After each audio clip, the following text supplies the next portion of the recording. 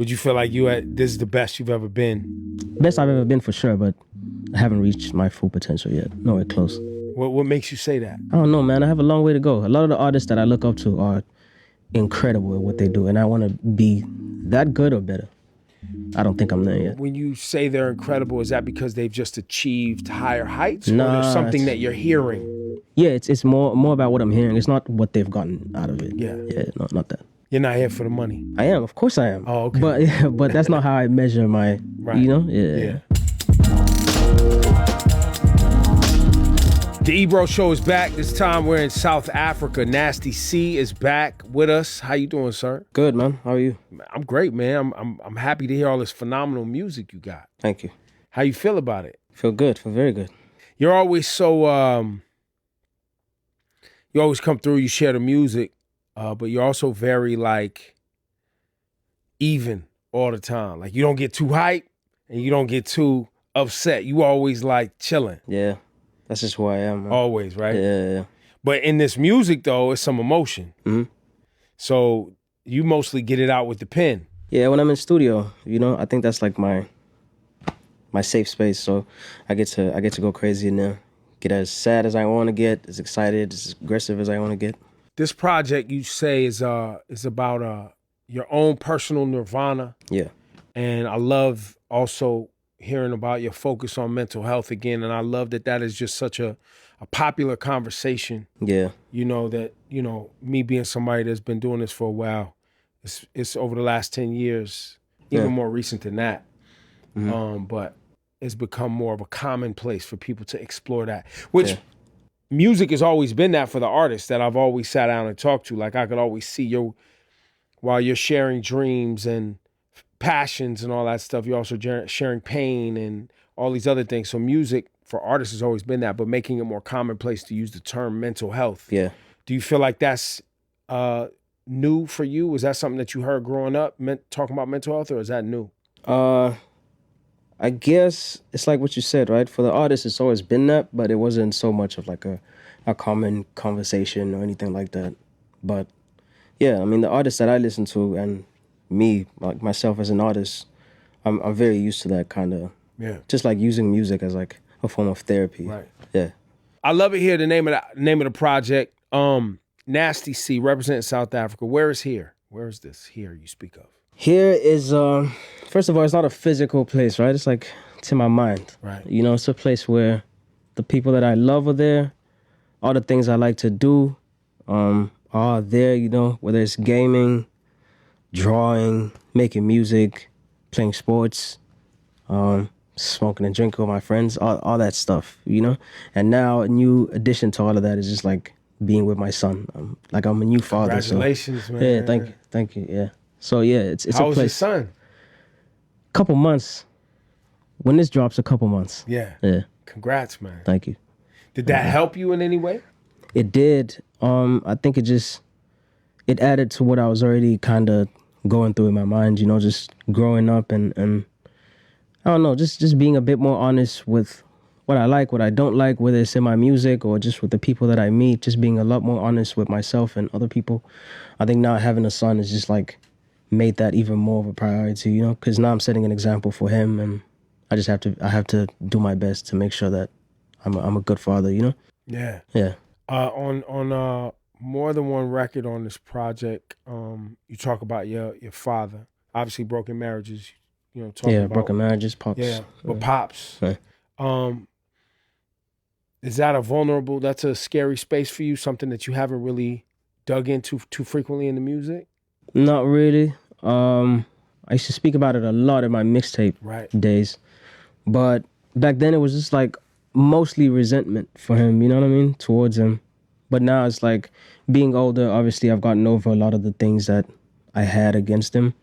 So now it's like I appreciate him. I understand where he was coming from. I understand the kind of background that he came from and him trying to make sure that we don't go through the same thing.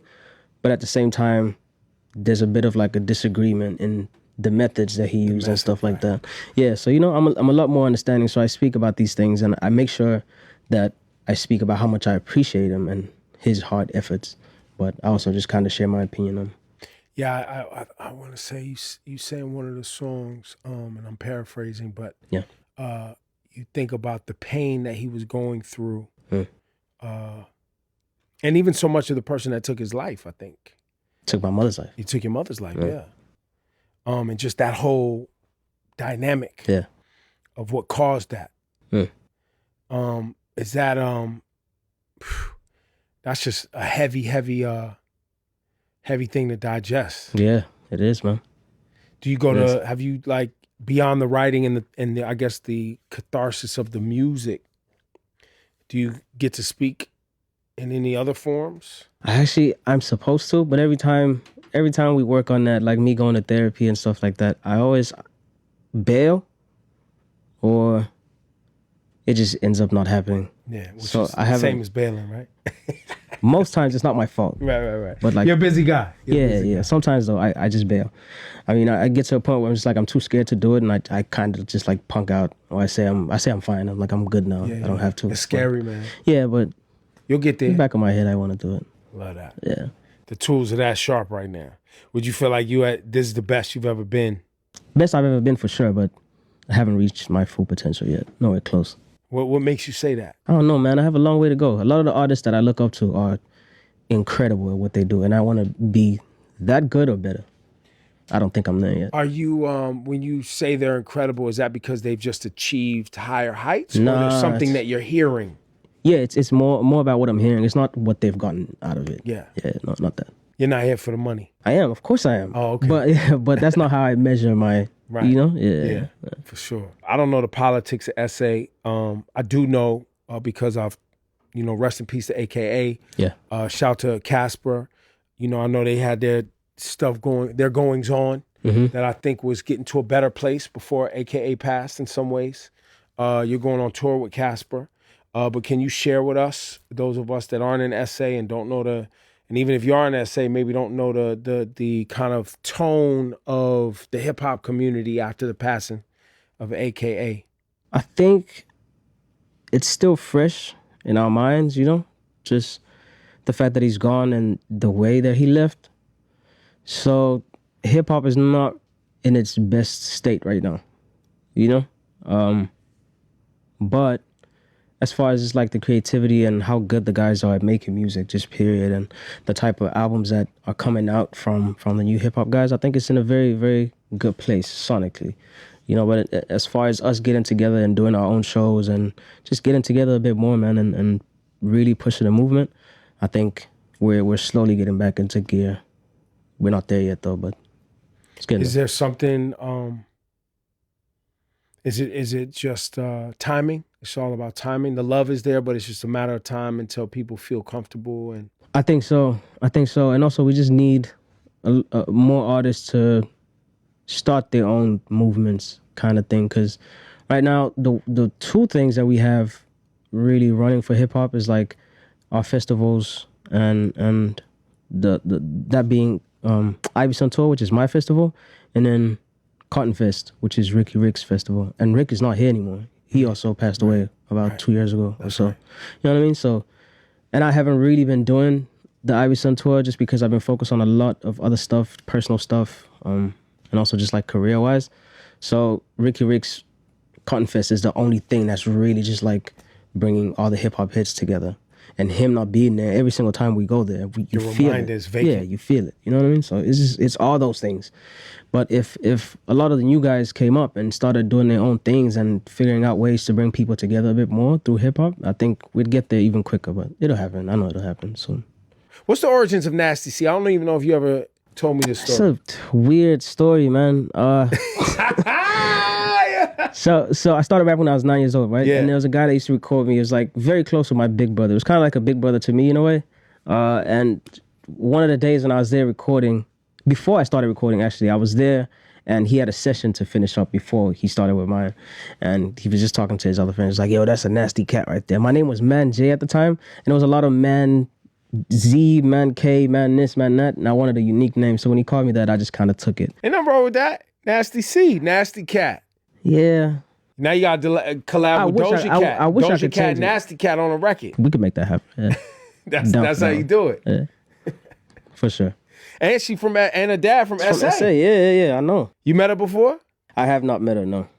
Yeah, she's a cool chick. She's just, you know, eccentric. My girlfriend's a big fan.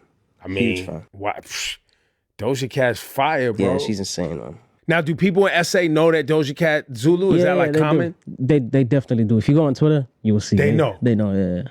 So she got to do a I'm a piano joint or something. That would be crazy. And I think she'd kill it too if she tried that. I'm a piano joint? Doja Cat would murk she would with the melodies and all that. And she Yeah. coming out with the rapping a little bit more now? Oh, yeah, she would kill it. I didn't know she could rap like that until my girlfriend just started playing her music every day. And I was like, oh. No, she gets busy. Yeah, no, she's crazy. So, yo, Doja, can we get a Doja Cat, Nasty Cat collabo? Straight Zulu cat, collab. I don't like that, man. You don't even want to... Jesus, Nasty Cat? Nah, just Nasty C, man. Nasty C, all right. Yeah. We leave that alone. You could do... Now, would you ever change your name completely? I would, yeah. But I feel like I have to reach a certain level in my career first before and then I can go change like that. alter ego. Yeah, and just be like Ivyson. That's it. So that would be the name if you... Yeah, I have it lined up already. I'm just waiting for the right moment, you know? Maybe this is it. You want to make the announcement right now? So. I think I have to make it in the world first, like globally. Everyone has to recognize me, and then I could change it. You think so? I think so. Okay. Listen, it's your It's like business. A Lil Wayne Tunechi thing. I think if he had done that too early in his career, it wouldn't have worked like that. I know he didn't change it, but like... Right. People just call him... He got multiple names. Yeah. So what's your multiple names outside of Nasty C so far? Ivyson, for sure. A lot of my companies have Ivyson. Ivyson Entertainment, Ivyson Gaming. But what do the people call you anything else? What do they call? Ivyson. Ivyson, yeah. So Nasty C, Ivyson. Yep. You call me Zulu Man too? Zulu Man, because I call you Zulu Man. Yeah, exactly. Yeah. I like that. I wouldn't go for that.